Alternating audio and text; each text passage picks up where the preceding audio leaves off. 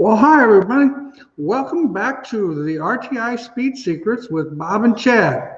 We're excited tonight to have Zack VanderBeek, Vanderbilt Chassis in New Sharon, Iowa, with us. How's your week been, Chad?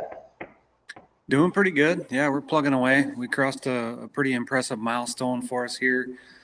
We built our 500th Ultra Force machine, so we're pretty excited about that. That's pretty cool. Yeah, no doubt about that. Well, Zack, let's talk a little bit about what you got going on. Of course, I'm sure the majority of our listeners know, of course, who you are. But of course, Zack used to be just a racer like the rest of the racers, and then he decided to get into the chassis business. I'm not going to ask if that was a good thing or if that was a bad thing, or if you just had a weak moment for a split second. And where did everybody go? Oh, there we go. But anyway, so tell us kind of what you got going on, Zack. Well, we're busy. When we were talking before the show started here, it's a busy time of the year for building cars. So I was going to do this in the shop, but we got guys working in there right now, and trying to take up some slack that I can't handle. So it's nice to have some guys that'll kind of help me part time and do that. So we're doing really good. We're sold out probably till August, I'd say, right now. So we're gonna be busy for a while, and actually just kind of got caught up on customer stuff to where I could work on my own stuff a little bit finally and get ready for USMTS stuff. It's kind of been stressing me out, and I've been able to work on my own stuff a little bit, but finally got a little break in the action on customer stuff, and been working on mine here the past couple days, so it's been kind of nice. Well, and I'm sure, like we were talking about before, of course, those of you, Zack's got is a brand new dad, so he's got some family obligations that I'm quite sure take up a little bit of your time. Yeah, I'm still trying to figure out what sleep is again. So she's doing pretty good. She's a good little baby, and both of my girls have been good. So I can't complain. And my wife has been doing great. She takes care of a lot of it because she's staying at home for a while, like all moms do. So I gotta get up and get going in the morning. So she realizes that. So she's not too hard on me at night. Awesome. Well, that's pretty cool. So anything new and exciting, Chad, that you want to talk about tonight? Not really. We've been just trying to get our spring cups refined and working on that new Gen 3 machine. They've been testing that a couple weeks, so we're getting the bugs worked out of that baby, and they're going to be pretty cool. They're working on the new graphing update for that. So the Gen 3 machine, we're excited about that. It's going pretty good. And spring cups have been the hottest thing. We're working on that, the new 5.5 OD grab stuff. So we're supposed to be testing that bearing here in the next couple weeks and get that dialed in. So we're keeping busy. Awesome. Well, that's kind of the way it's been here too. It's just been pretty steady and pretty busy, and everything's been rolling along pretty good. Today was what you would classify a typical Monday. I had some meetings in the morning, and then Amy had sent me a text, something about to make sure and stop and see Bobby first before I go up. And I'm thinking, oh, well, great. So I wonder what that's going to be about. So anyway, so we got here and then had a couple other situations, but it's just a typical Monday. And it's kind of one of those days where you think to yourself, wish I was Zack's age again, because then it would be a little bit more challenging as you. I've just learned that as age has come upon me, some of my patience have really increased, but some of my bullshit-ometer has actually decreased. So it's kind of fun. Jeff, appreciate he's thanking for the shirt. Dan, we've got that tool I was telling you about, locating the front jack. What that is basically what we do is we actually take a lower control arm, we put a spring in it with a 1-inch coarse thread bolt through it, and we compress the spring, and that's actually what you use. It's back in the shop. I could definitely go get that here in a little bit, and we could bring it up here, and I could show you what it is. Hi, Joey. Feel bad for you having to be in Florida, man. I mean, gosh, we got 12 inches of snow, and just kind of what we normally do here in Iowa. Aaron, glad you're coming next Friday. Yep, we're all excited about the school. We've got a good group of people coming for the school this week, and sounds like the weather on Friday is going to be good, but it's going to be good on Saturday. Just going to be a little bit chilly. Last school, them guys drove for hours in a snowstorm to get here, and all 50 guys made it, and that's what I call determination, man. I was impressed. Is there an on-track performance difference in the Wehrs right rear bearing cage versus the right rear bushing cage in an IMCA modified? That's a great question, Chad. Well, actually, we got the perfect panelist tonight for bronze versus bearing. There we go. Yeah, so the bronze cage, the theory is there that, or at least our theory, and I think Zack agrees, is that when the car rolls over, there's a little bit of friction there, kind of holds the car on the right rear to get that side bite. And I think that's the common agreement, right, Zack? That's kind of what we're thinking there. Yeah, I would say that's correct.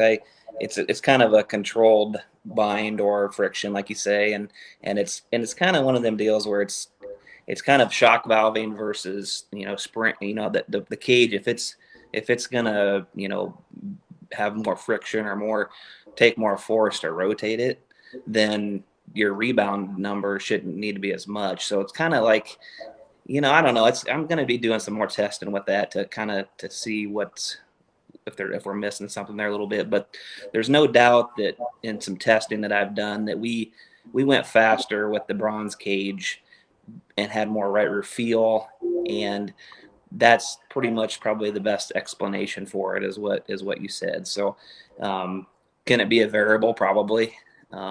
If you could make the bearing work, and most guys do, they run that, that may be a better deal. So that's what we've ran, and I haven't really deviated far from it because we've been pretty good. So, but I'm going to do some more testing with that.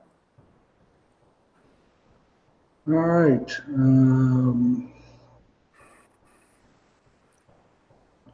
Jason, on a sport mod, can the Wehrs rear lower shock mounts swivel be welded and not bind without changing the heim joint spacers?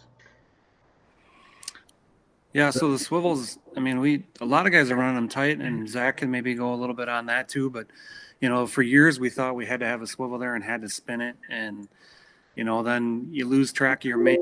It actually loosens up and can bend or shear off. So yes, you can. IMCA, they kind of want that welded, but if you tighten that swivel up and you run the car through motion and the shock doesn't bind up, generally you won't have any issues there.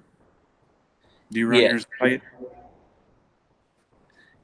Yeah, I would agree with that. That's I've done it both ways, but for probably the best way is to tighten your clevis up at the correct angle that you need to have it for your shock angles and stuff like that. And then there's plenty of misalignment, in the shock itself and the clevis itself to, not bind. So, swivel just, it can get bound up a little bit if it can't turn or if you don't keep that maintenance nice. So I found that tightening them up in the correct location is best.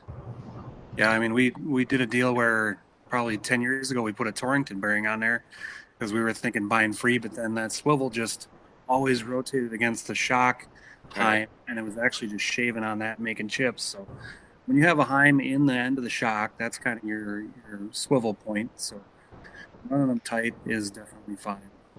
Yeah, you just would want to make sure your alignment is correct before you tighten it down, just like what these two guys said. That's the biggest thing. Yeah. What's the best rear control arm bushings to run on an IMCA stock car? Well, Cody, actually, I hate to say this, but I'm not as familiar with the bushings. Do you know, either one of you guys know what they're running on the stock cars? I don't. Yeah, that's I know they used to be really they can kind of watch that there wasn't too much movement and stuff, but that I've been out of a stock car long enough and haven't kept up on it. But you know, uh, I think you don't want too soft, but I don't think you want too rigid either. So, but I think they watch that too. I don't know what they allow. I just still believe that a good quality Moog joint, something that's, a little better quality bushing is going to really be the best in the long run. I know they've tried a lot of different things where they've tried bushings that were soft on one side and stiff on the other.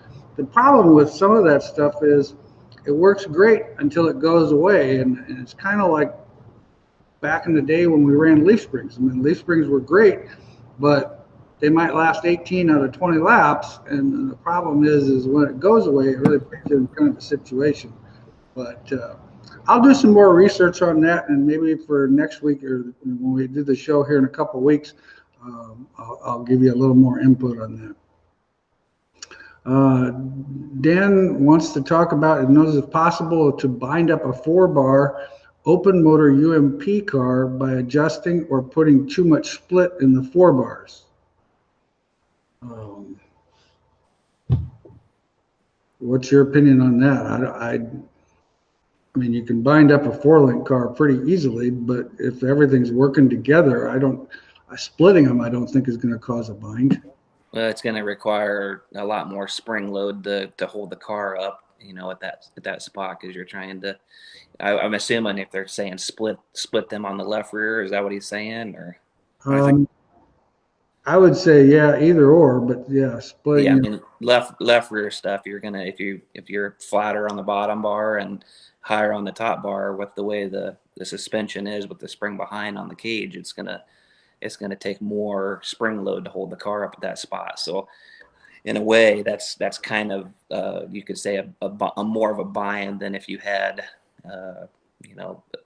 more angle on the lower rod, less angle on the top rod, because the top rod is going to be trying to pull the chassis down and the bottom rod's trying to push the chassis up. So you flatten that bottom bar out, it's going to take a lot more load to push the car back up. So it's kind of I kind of relate it to like if you're running more lower bar angle, you don't need near as much extended load to hold the car up or a static or in dynamic motion. So that's the two differences. So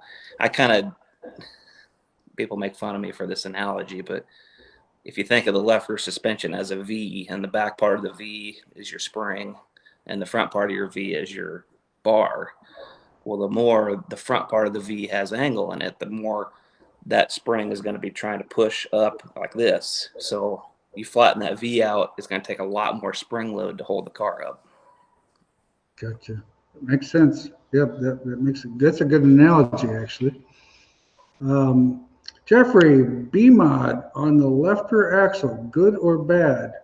Well, I mean, it's going to drive good. You're going to get, in my opinion, you're going to have more traction with a B-mod if you put that spring on top in front of the axle housing. When on your USRA B-mod stuff, what do you guys do, Zach? He's saying weight on the axle. He said weight on the axle. Oh, weight on the axle. Weight. Yeah, sure. Sorry, I read that wrong. Yeah. Well,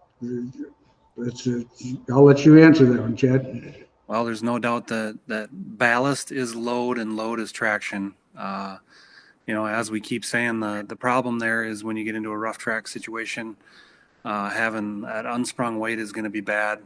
Generally, the left rear, you can drag it through the bumps and get away with it. So if it's legal and you can run an axle clamp, lead clamp, and you can put 40 on when the track is super smooth and dry and you can use it to your advantage, that's definitely a good thing to do. But when there's a little bit of rough and chop and that kind of thing, you're going to want to not have it on there. So Zach, I think you'd agree with all that. Yeah, I do. I mean, we don't feel like we need to really have the lead on there, in our stuff. But I think it's more like in the USMTS stuff, like we can run weight on there, but it's more of a like maybe a lift arm thing where you start lacking a little bit of grip with the lift arm as far as left rear traction goes. So it's kind of free traction there to be able to bolt some lead on there. But yeah, it's definitely you want to pick and choose the times you do it, because the track conditions can make or break you on that deal, and you bounce you around pretty good in there if you got too much unsprung weight, I believe. So Yeah, that's where you're going to need a good dentist if you don't put it on in the right spot. There's no doubt about that.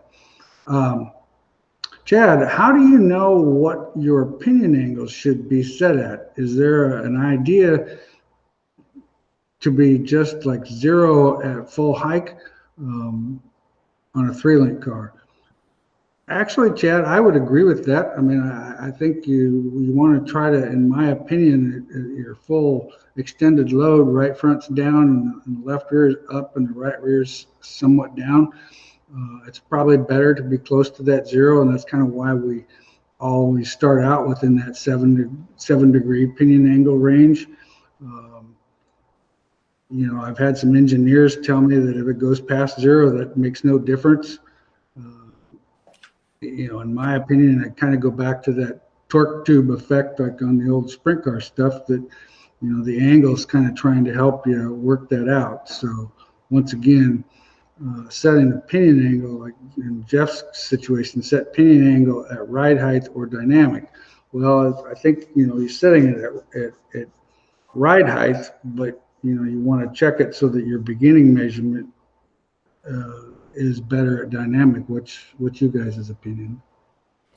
yeah, I think you want to obviously you got to figure out your starting point, because when you're setting it up in the shop, you got to reference your static pinion angle. So, but in a 3-link car, where you don't have a pull bar, you can kind of see what's going on a little bit better.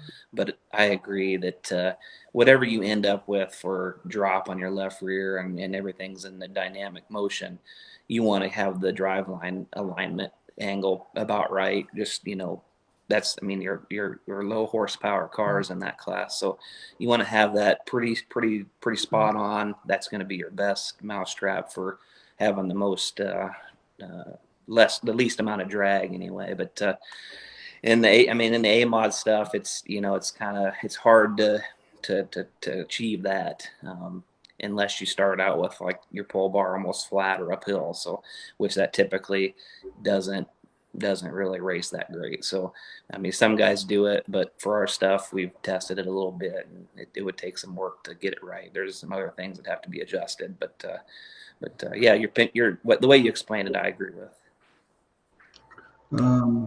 Chad, can I use a Torrington bearing on the original ID spring drop cup? I would say no. Just we started using Torrington bearings on our right sides a couple years ago. Nick Hoffman was running them, and of course they're exposed, so they become a throwaway item because we're dirt racing and they get abused pretty hardcore. So that's part of the cool thing with the OD grab, is that then it keeps that bearing inside that cup where it can be sealed and contained, and it doesn't get beat up and destroyed by the dirt and the rocks, and then you can take it out and easily clean it. So I would say you can, but it's going to be a life expectancy of maybe 5 nights if you're lucky. Don't you have the aluminum piece that would go on the cup too, that you could put the bearings in or something, don't you? Yeah, if you don't want to buy the new cups, you can put the spring alignment plate on the old cups and then have the shielding around it, if your rules will allow you to run that aluminum adapter. Basically, that's how we evolved. We started with that little ring that went on there on the sliders, and then put them on the old style cups. And we just kind of realized that we shouldn't probably sell you a cup and a retainer for twice as much money as we can just make you an OD grab cup. So that's kind of the evolution of how that all worked out. Well, and the thing is with running the OD cup, you're going to have everything contained, like you said. But when you're running the standard cup, that spring can kind of work around. So with the spring moving along with that bearing to try to work, it's just like Chad said, it's just 5 nights is probably going to be minimum, and that would cause a problem eventually. People still running stagger or just mounting 19S's on the back with running them without measuring them. Well, I really wouldn't say that that's probably the case, Ricky. I think that we're starting to see people running more of the 19S. I think it's a better imprint on the racetrack. And if you do enough research, you can still get a fairly decent amount of stagger with that 19. And a lot of guys, it just all depends on how much steer you have in the car. A lot of guys don't, some guys like running stagger and some guys not a fan. I would, I guess I should ask you, Zach, what your opinion is, but I'd be willing to bet, knowing your driving style, you're probably not a huge fan of stagger. Yeah, I feel like straight line up off the corner, less stagger is a better feel, but you still can get yourself in trouble if you don't have enough, because it is an arc that we're trying to go around in the corner. So you should need X amount of stagger to, if you didn't have power to spin the tires to get on around the corner, then obviously you would need stagger. So, but that's just we're not racing that way. So I typically am a less stagger guy, and most of my guys are, like in the G60 type tire, in the Hoosier, and what we run in USMTS. It's just seems like that tire is more of a low stagger type tire versus racing UMP type stuff, where those guys might sneak up and stagger. I'm hearing big numbers from those guys, but sometimes it's just driver preference too. Well, and the thing is when you have a lot of stagger, of course, your right rear is the one that's going to tend to run a little bit warmer, just for that reason. But then again, like Zach said, the biggest thing is you still have to rotate the middle of the corner. Okay. So it kind of just depends on the situation. And, it's like Zach's 100% right. I mean, I'll have guys that'll run 2.5 to 3 inches of stagger and think it's great. And then the car next to them will be an 1.25 inches and think that's the best. So it's driver preference. Zach, when a track slicks off, do you change carbs or use any restrictors? If so, do you also make gear change? Typically, yes. You make a gear change if you did take some power away.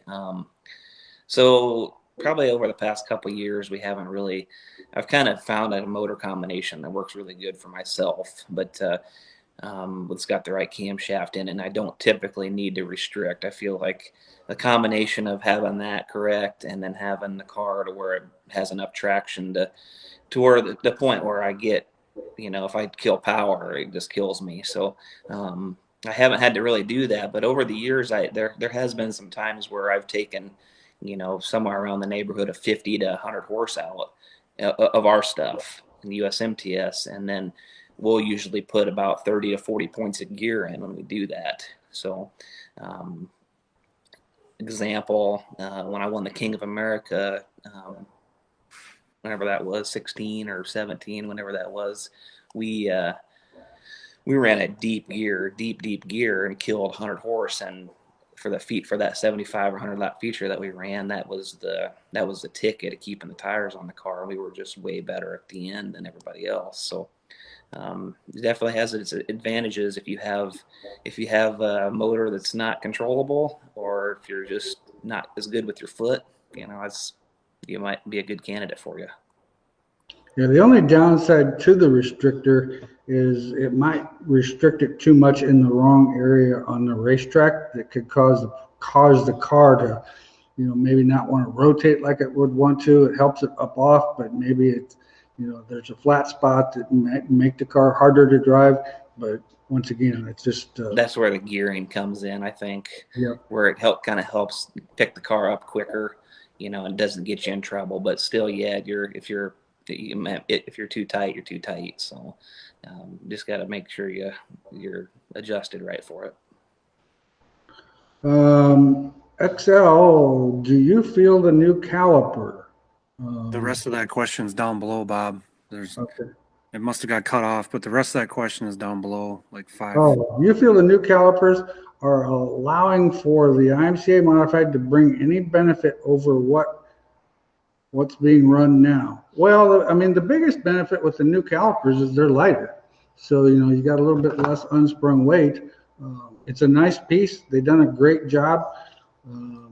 If I had if my car was a year old and I didn't have them on there, I don't know if that would be exactly where I would spend my money to change. But if I was building a new car, most definitely. What are you guys putting on your cars now? What's your opinion, Zack, of that new caliper from Willwood?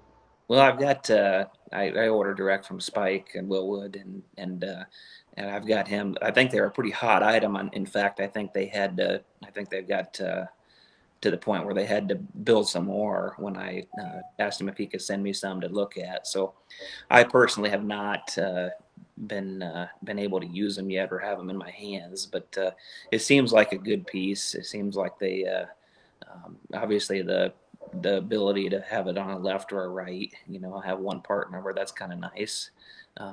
But I've just been on the IMCA stuff. We use like the AFCO type type caliper seems to be the best for us right now. And in the open stuff, we can run aluminum stuff, so we run Sure.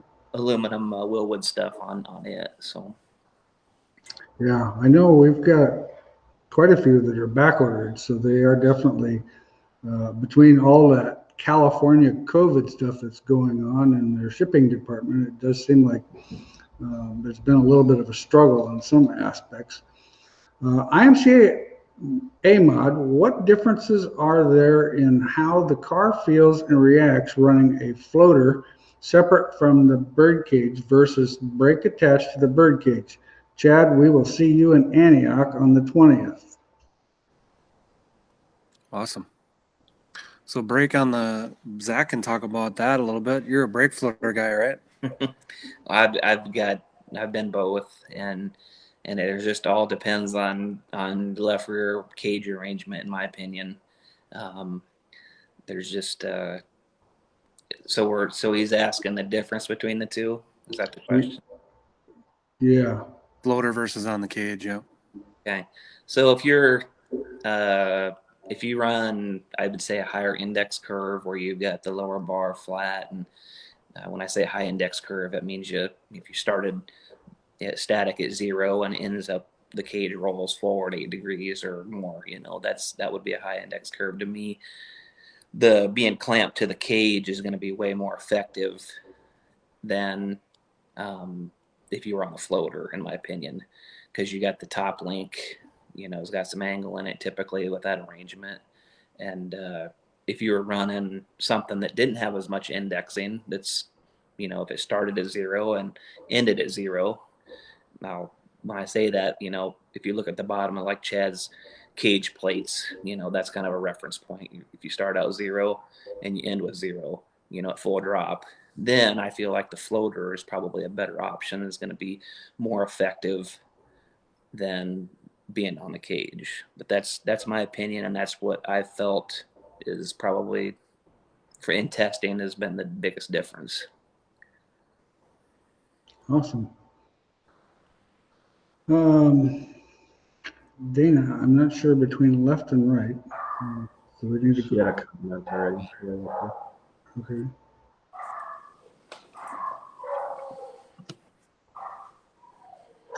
All right. On a sport mod, what would the effect be of a third link mounted very close to the rear end housing and very little angle, almost level?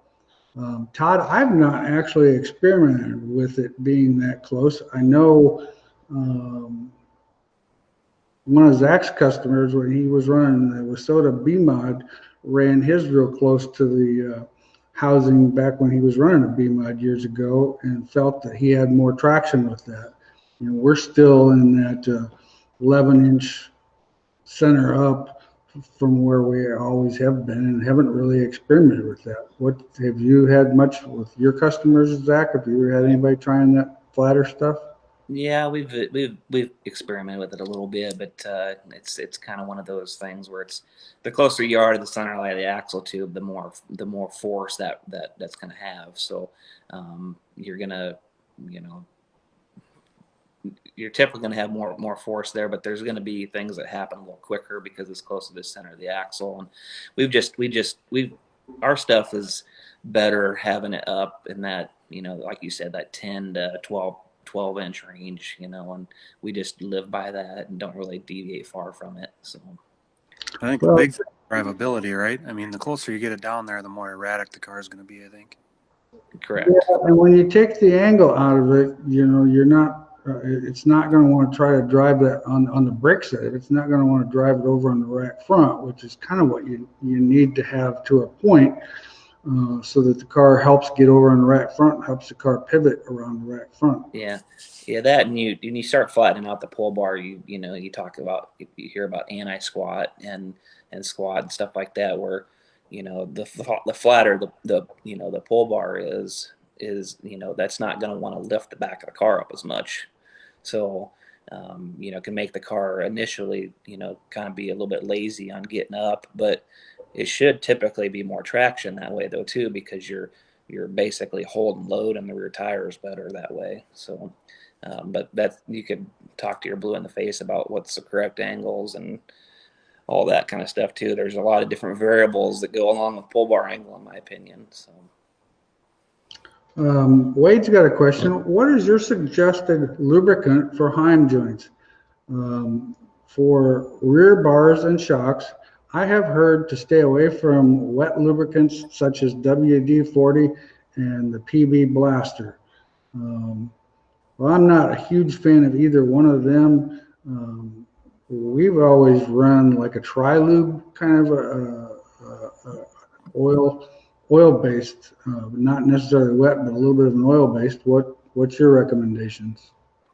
I've always I'm a big FK rod end guy. FK's a big supporter of mine, and that's all we put on the race cars. And typically all our stuff is Teflon lined, so we don't suggest that anybody puts any lube on them. Actually, just make sure the dirt's out of them and everything's nice and free and clean, and that's your maintenance. Yeah, you wouldn't want to lubricate a Teflon line one, because you put the wrong lubricant there and it affects that Teflon. You're going to have a mess. Right. For Zack, what do you feel VanderBeek cars are doing compared to other chassis manufacturers that separate you guys from the rest of the competition as far as the IMCA cars? Well, here we go. Sales pitch time, buddy. Well, when me and JD Gresham first kind of got together and we decided we were going to do this deal, I just wanted to make sure I hit the market of guys that wanted nice cars. And I'm not saying anybody builds a lesser quality product, but I feel like we spent a lot of time and focus a lot of energy on making sure we have the nicest, one of the nicest cars, if not the nicest car out there. So, and then to make them fast to boot, should be able to sell that all day long, if they're nice cars and they're fast. But we just, I really try to, we keep the overhead low so I can not build too many cars, so I can help my customers out more that way. And I'll be honest with you, it's, we've got 49 cars out there. We started building in 17 was the first one. And then the third car, I think, was the end of 17, I think. So, we've been pretty steady, and that's, it seems like a lot of cars to me, but that's not compared to a lot of guys that build more cars. But I don't know, we just make sure the customer has what they need and they have a good quality product, and hopefully I've been racing long enough, I can give them enough knowledge to go fast, and I guess, that's all I got to say about it, really. It's I feel like that's what we do. So, Well, service and quality is by far the number one game in the world, in my opinion. What happens is sometimes when you get too big, some of that lacks. And that's one of the things, because I've been on both sides of this situation where we used to build 120 cars a year, and just to the point where you get stretched so thin that you don't feel like you're giving everybody what they really need. We're doing it the way you do it, on a limited basis. And like you said, when you're on a limited basis, or you built X amount of cars, you've got a little more structure involved. And I think there's, not saying either way is good or bad. It's just, it's a different type of a thing. I've seen guys that have tried building 200 cars a year, and their quality kind of went downhill to be able to do that. And yeah, it's just you can't help that many customers, and that's probably one of the biggest things I get when somebody has switched from somebody else, is they weren't getting the help that they needed. That's probably the number one that I hear. So, and even I could do better, So that's one thing that I'd like to keep making Vanderbilt a more well-oiled machine, so it takes a little load off of me, and I can continue to do that and give the customers what they need. Yep, great point. Is there a special swedge tube for the right front A-frame on the front side for clearance to mount the shock outside of the A-frame rather than the mounting it through the A-frame? The only one that I actually know, and maybe you guys can correct me, the T-Shaw guys, they build an upper control arm that's kind of got a bow in it that allows the shock, and I know those cars mount the shock in front of the A-frame, but to my knowledge, that's the one that How about you guys? Yeah, that's like the elite cars, and Nick Hoffman, I think I think they build their own uppers, and they have a bend, and I think he mounts off the back and then uses Chad's caliper mount to move the brakes to the front. But another company that builds the one that does a lot of that is, I think, Close Joel out there at CRS. Close Racing. He builds a upper for about whatever you need. So. Front or rear to have more clearance. So yeah, he would definitely be a good guy to get a hold of, because more than likely they have built some for somebody, and they build. I seen a deal where, was it Saturday or whatever, they built 50 upper A-frames or something like that. There was a deal on Facebook about, so I don't know, something about that. So they build quite a few A-frames. They're the ones that actually build our control arms, and I think they build yours too, don't they, Zach? They do some stuff. We keep some of our guys service with them, but we've since decided to do some of our own stuff a little bit, and we use Chad's cross shafts and just doing more stuff in house a little bit there to just have some quality control. And Joel's stuff, their stuff was really good. That wasn't the issue. So we just wanted to continue to try to make our stuff a little bit better, and then we can make changes and all that kind of stuff ourselves. Sure. Well, one of the new things that we've got on our website, we finally got our new digital angle finding gauge with the BHE brand on it. These are on sale for $39.99 on the website. We finally got in the Delube grease that you can get in bulk, so you can fill your syringe, or whether you're working on your sliders or your bearings or whatever you're working on. It's kind of a situation. Those are available on the website. Yeah, these angle finders are $39.99. Don't forget about the school this weekend. Those of you who are not able to make it, like out east or whatever, it is online at IMCA TV. Once again, we've got some new videos. We just posted a couple new videos last week on the RTI Knowledge Center, and I know we've got a couple more coming up. So keep that in mind. We're working on that, trying to keep more stuff coming on that all the time. Dennis, if you move your pull bar from the center directly above the rear end housing to 3 inches ahead of the housing, should you shorten the pull bar 3 inches or keep it the original length and use a 3-inch further mount on the front mount as long as the chassis has that option?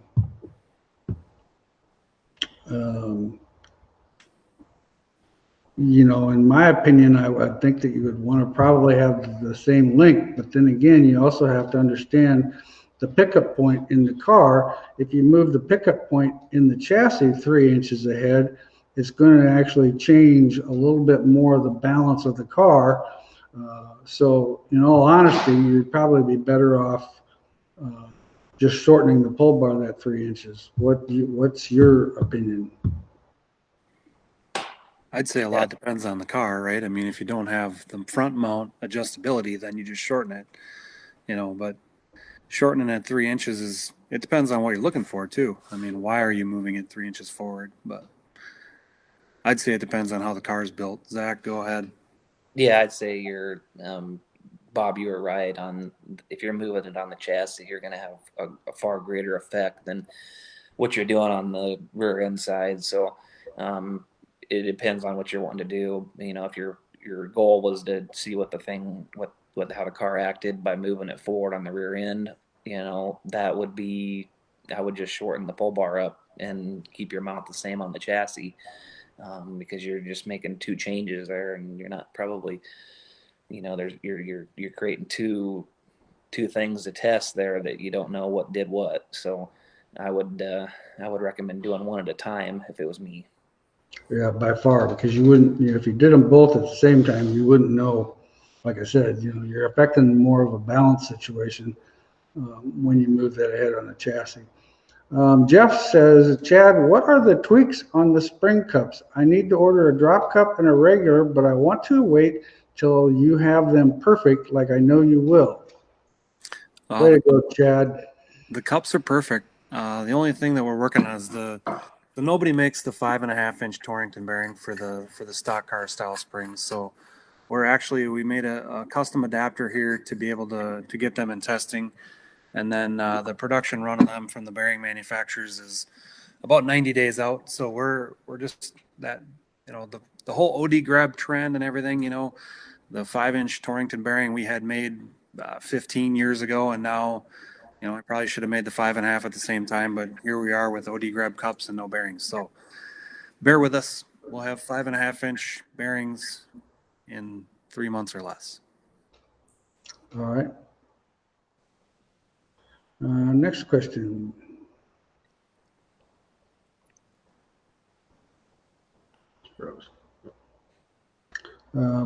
Brian wants to know, Zach, with the new IMCA shock rule on the right front, what are you recommending to do differently to achieve the same performance as the short shaft light spring combo? The short answer is you can't. If you can't preload against the shock, there's no point in even being close to preloading. So, in my opinion, you're going to have to maybe do some spring rate changes and make the car start at a different height versus if you are running say a softer spring and you were preloaded against your shock at a certain spot, and if you would unhook the shock and your ride height would go way up, then that may negatively affect how the car acts on initial restarts and stuff like that. But I've been really hesitant to understand to realize what's actually going on there a little bit, because when you are able to, if you get it right, I say it can be pretty good, but the car really should never race. Say you held it at ride height, for instance, and you were pinned and you were preloaded against it at that spot. The car should only be there when you're rolling through the pits or rolling around there on the parade lap. So I really, like I said, if you're really good about to see these guys, getting them up on the left rear and sparks flying before they take the green, you're pushing way past ride height spot anyway. So I don't see a huge benefit of preloading against it to begin with personally on our stuff, and we really weren't on our stuff. So I would say, to answer your question though, you're probably, if you don't want your ride height to be super high, you're going to have to go to a stiffer spring and start the car lower to achieve the same end load number.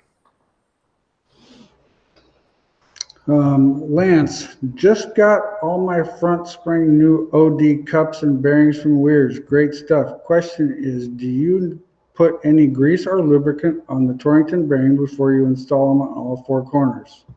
By all means, we do put some lubricant on there. I'll let you, Chad, tell them what they need to do.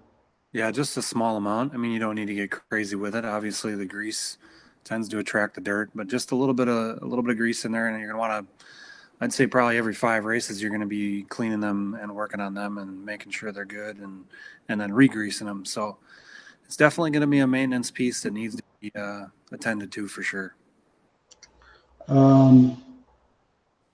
Dana talks about running a metric clip over the Chevelle clip. Is there a track advantage and how much? Actually, I never could see any advantage to running that metric clip. The Chevelle clip is a little bit wider. Well, the biggest thing with the Chevelle clip is your spring ratio on the lower control arm. I think it's like 31% difference, where the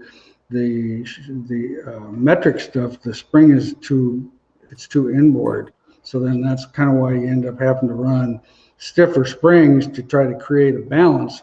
But the problem is then when you try to, you're kind of crutching things a little bit.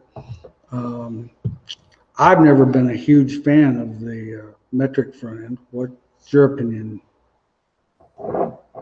I haven't had enough experience with it to be able to tell you. There's some advantages on the pivot heights of a metric stub, I think, a little bit, but aside from that, I don't see enough of an advantage to do big changes there. And I think maybe Corey at Rage, I think Rage maybe played with it a little bit this year. I think I seen, and I don't know what they found with it, but I think you can probably about make anything work if you get the right balance and everything. But I feel like you're probably playing in a better field with the Chevelle overall in all conditions. So, but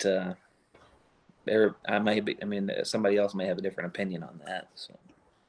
Well, and I think like years ago, they were doing the metric clips with Chevelle or with Nova lower A-frames and all kinds of different combinations. And I don't know, to me, it goes back to that same thing, that all the parts are readily available for Chevelle. So I think they work really well. The Chevelle, when the Camaro stub was originally built, it was built off of the same geometry as what the Chevelle was, and that's just kind of the direction that we always went. That's when we first started building cars way back when. We went with the Chevelle, and the reason I went with the Chevelle is because that's what Ed Howe, who was a pavement builder, had such good luck with until the Camaros come out.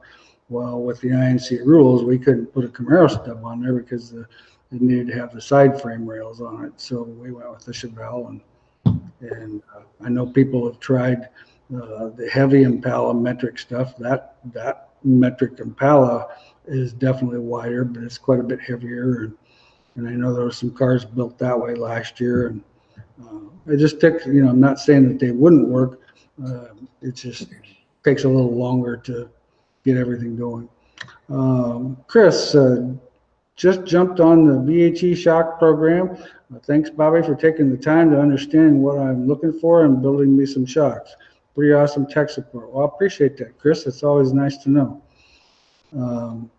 Spring fatigue. How often should springs be replaced, including the pull bar?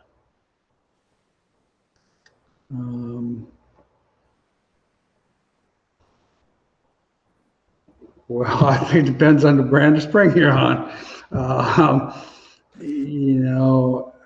In my opinion, it's kind of like everything. When we talk to our customers about it, the right side springs take a tremendous amount of abuse. Now, if you've got a 4-link car and you're running a 75-pound spring or a 50-pound spring in the left rear, let's think about it. I mean, how much abuse that's going to take. So in reality, how often do you buy a new tire? When you put that tire in as a consumable source, sometimes the springs need to be looked a little bit that way. What has your experiences been, Zach? I feel like we, falls back in the same category I talked about earlier on, putting the best thing in the car, and I feel like the Eibach Platinum stuff is what we've been running, and I personally have not had anything fail with those. And I actually had a customer message me today, and he said, I haven't put any new springs in my car since the car was new, and he's probably got probably close to 80 nights on the car, I suppose. Maybe not quite that many, but still, that's quite a few nights on the same springs. But he's really fast. The car's good, and he said, I don't think I should even mess with it. So I suggested rating them. I mean, if you got one of Chad's machines and you got the tooling to check front springs, rate tells you a lot. It doesn't tell you some things, but with springs, but rate your springs and see where you're at least, and then and monitor it as best as you can. But you're right, it is gonna fatigue a little bit, and probably a good rule of thumb is to change your springs after X amount of nights, and then you don't have to worry about it. But there again, the new spring that you get may not rate quite the same as what you were running, and if you were happy with how the car was, make sure you do a little checking before you just throw them in the trash. Well, and that's the thing, which most people don't understand, the fact that a spring fails on the rebound side of it, not necessarily on the compression side of it. And so that's kind of where, like, the machine that what Chad uses, and we do this quite a bit for our customers, is we rate that spring, and then they can send it back to us at a certain point in time. And if it has not changed on the rebound and it hasn't changed much on the compression, I think you're right. And it just goes back to the old adage, like you said, sometimes in this community or this industry, you get what you pay for. And we sell a lot of Eibach springs. We sell a lot of Eibach Platinums. And that's kind of our choice to go to too. I know there's some other spring companies out there that do a good job, and that's just what we've had good experience with, and that's kind of what we went with. And we have Landrum too, and Landrum's a good spring. So it's just a thing to monitor. And when we talk about it in our school, monitoring the actual height of the spring, because once a spring starts to lose its height, it's going to actually stiffen up, and so you can watch that a little bit too. I'm having a rear clip off of an old metric modified redone. I am going from Z-Link on both sides to a 4-link. Being a newer modified driver, what will the car do differently for me on the racetrack? Well, one of the things that you have to understand, the 4-bar, in a sense, the upper bar on the right side actually can kind of work as a spring or work as roll resistance. Plus the fact that it's indexing into the spring as it rolls over, so you're getting some spring stiffness out of it that way too. So you're going to find, in my opinion, the Z-Link car is pretty common to go over there and lay over and fall over and lay on the right side. And then once you finally get it turned, it comes off the corner like a Jack the Bear. The problem is sometimes it's not as negotiable through the middle of the corner. So in my opinion, I think you're going to see a little bit more side bite. I think the car is going to be more throttle controllable. What's you guys' opinion of the Z-Link car? I'm not a big fan, so unless you already figured that out. I feel like you covered it pretty good. I haven't had a whole lot of experience with it other than back in the Skyrocket days.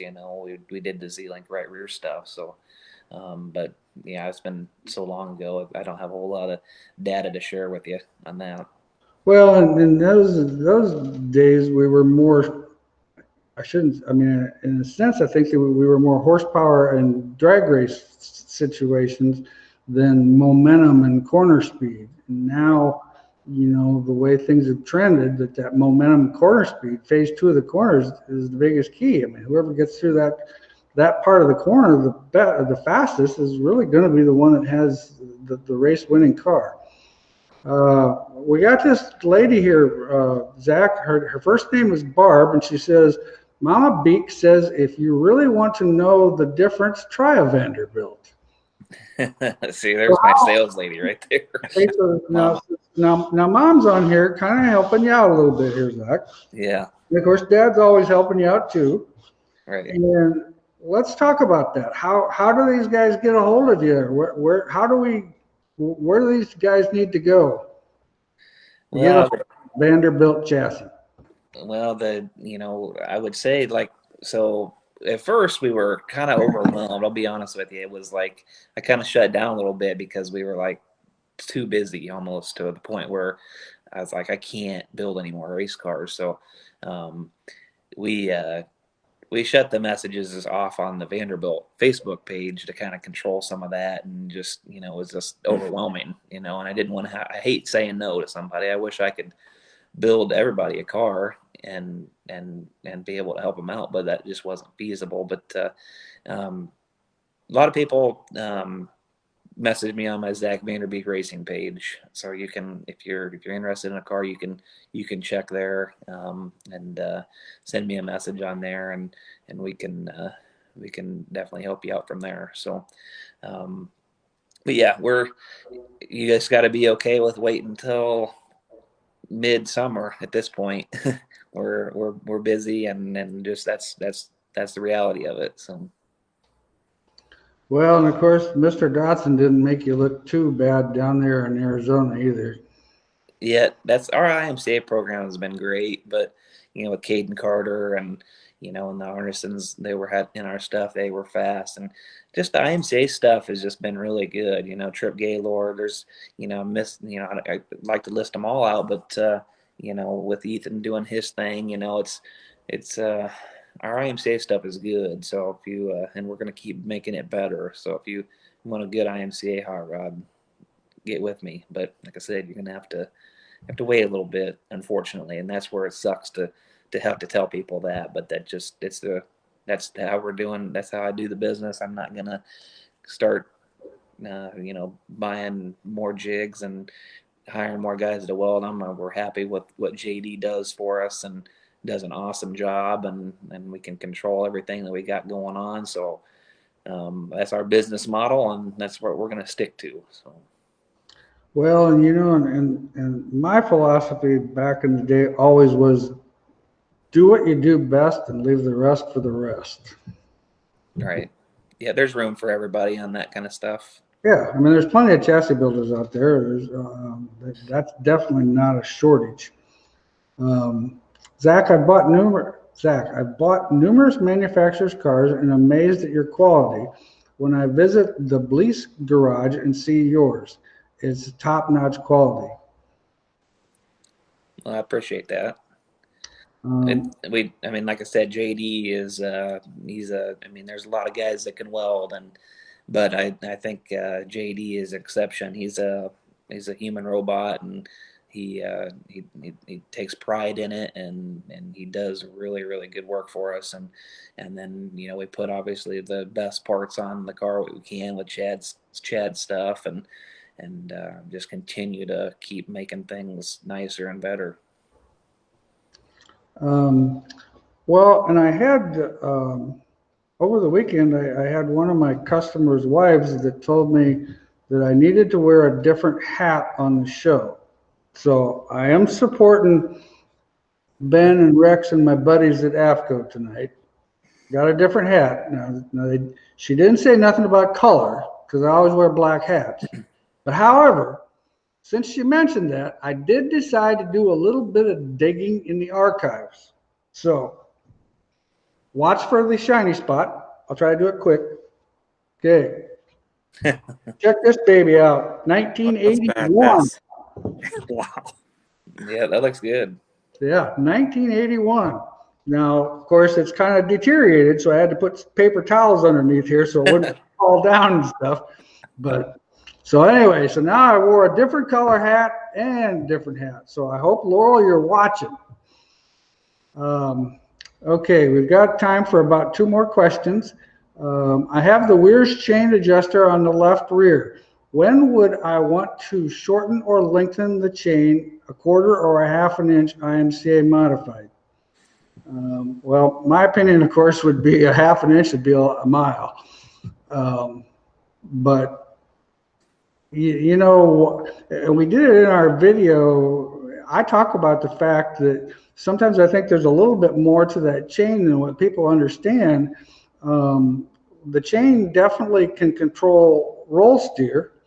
The problem is if you change and just try to control the roll steer, you might lose some angle. So sometimes if you're controlling roll steer, you almost need to change the upper bar, and you need to try to keep your bars still at the length that you want them to get maximum traction, and then shorten the chain up to get your roll steer correctly. And we actually have the simulator behind us, and I was going to actually get to this, but lo and behold, it's already 8:02. What's your opinion on that, Zach? There's just so many different variables when you adjust the left rear chain. Like you said, you're increasing roll steer. You're, there's some negative effects of putting too much left rear chain in. I feel like you start to pick up the right rear car too much, and then that can cause some negative effects on corner entry.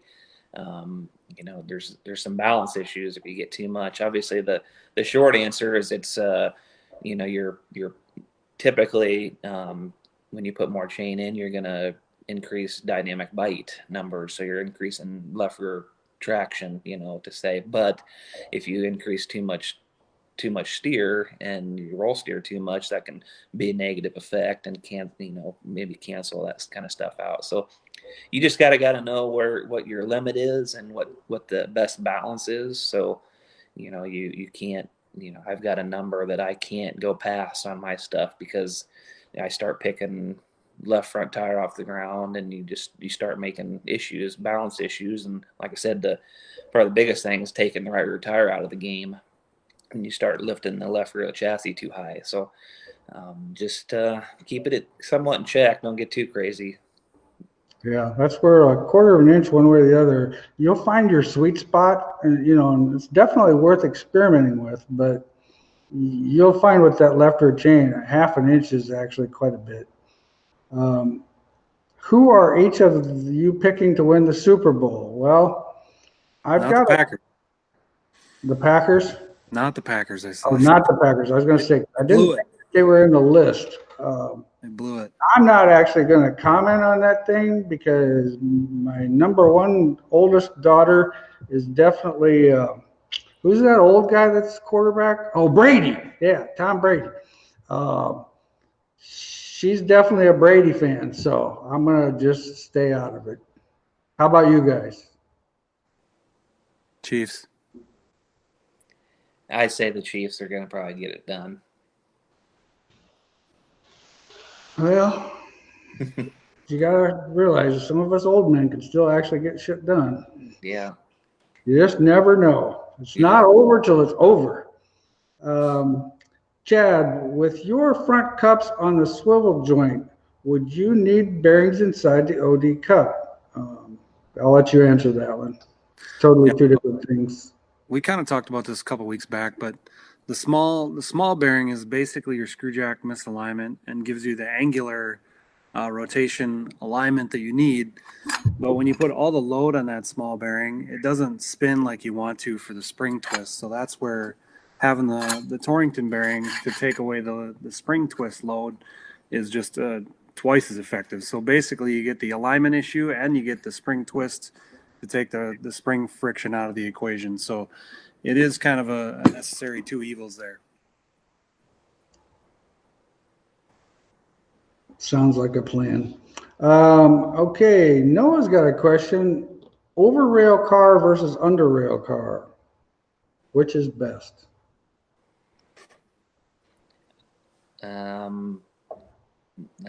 I've typically had better. Our stuff is under rail. My opinion on that is anything you can do to eliminate flex in where your rear springs and shocks mount is a positive. Anything you have flex there is load you're losing from the tire. So I feel like that is unless you have really good a really good over rail design that doesn't let that happen. I feel like there's some flex that goes on there that you can't really necessarily control. I'm going to assume that it's Patrick, but whatever. Carson, I have a 77 Impala stub. What lowers would work best on that? Well, actually, Patrick, the 77 Impala would be the wider version Impala, and so the lowers that come with that are pretty good. What we're talking about is the I don't even know what the 77 mid-size stuff is the stuff that once again, I mean, that's what all the stock cars are built out of. So I'm not saying that it won't work. It's just not my preference. Okay, 2 more questions. What's the most you want to run for rear steer in a 3-link? You know, in my opinion, when you're talking about rear steer, of course, you know, you got to keep in mind we're using left rear bar angle to get to get more drive angle in the car, which is going to create steer. I don't know if there's an actual number that I would actually say would be, you know, our stuff is about 2 1/4 inches at max bar, but then once again, we adjust the chain accordingly so that if the car is getting too much steer later on in the night, and that's something too, that a lot of people will think that the racetrack gets real dry slick and they think that we got to tighten the car up and take steer out and do all these other things. And actually, a lot of times that's a big mistake, because they forget that the fact that the racetrack slows down in track speed, and that's why I stress the fact in the schools that you need to monitor what the speed of the racetrack is doing, because all of a sudden, if you slow down and then you tighten the car up, you're killing yourself. You actually have to. It's all momentum racing especially with these crate motors and stuff. You got to get through the middle of the corner good, and so, you know, kind of do what you got to do to make it work. With less stagger, you know, maybe a little more steer might be an advantage. I don't know. We'll be able to access this later, or will we be able to? Yes. This will be on our YouTube deal. I think all shows are still on the YouTube deal, so you'll be able to go back and watch any of the shows that you want to, and watch how Chad and I were rookies when we were starting, and shit, now we're pros at this deal, and we even got Zack VanderBeek on here. I mean, yeah. This guy's a kind of a hero, you know? I was kind of hoping they couldn't go back and watch it, because now they can hold me hostage to my answers. Oh, yeah. Hopefully I was right. Yeah, well, that's okay. You'll find out tomorrow. Oh yeah, I'll have a bunch of text messages saying, oh yeah. I was either lying or I wasn't right. Yeah. I will get some of them too, and I'm like, well, that's what I was thinking at the time, man. Right. I mean, you know, this is where you get to play that card where, God, I don't remember what I was thinking. That's a long time ago. Yeah. So anyway, well, we appreciate you coming on here tonight, Zack. It's a real thrill to have you on the show, and man, you did an awesome job. We need to almost have him on weekly or so here. Holy God! Yeah, I don't know about that. My throat's even still pretty good, so I'm in good shape here. Well, you never let anybody else talk, so I was like, I'm going to get in here more. Yeah, you did a good job, man. Poor Chad. Yeah. Talk. Third string. No, it's thanks for having me, and And like I said, we got really good people, and JD and my dad, my mom, and another person that I hadn't got a chance to mention, the DeYoung family, Matt DeYoung, or his boy McGuire's got our B-Mod stuff, and their manufacturing facility is awesome, and it's 2 miles up the road, and he takes care of. I've got well over 100 part numbers in the system with him, and so he's really been a huge asset. So thank God he loves racing, and his boy is in one of our cars, because he's I want to make sure he stays happy, and like I said, it's just, we got really good people, and it's we're only going to continue to get better. Well, Matt does an awesome job of building parts and creating parts and coming up with new ideas. He's a real thrill for me to talk to, because he's just got a whole different business perspective on things, and which I'm quite sure you've probably experienced that. And those guys at DeYoung do an awesome job. They're a great facility. Yes, for sure. All right. Well, thanks again, and we appreciate it. And we'll see everybody here in 2 weeks. Of course, I get to see Chad here come Friday. Spend Friday and Saturday with Chad, so that's going to be exciting. And then when you get back from California, that should be our next show. Awesome. All right. Thank you. Thank you, everybody. You bet.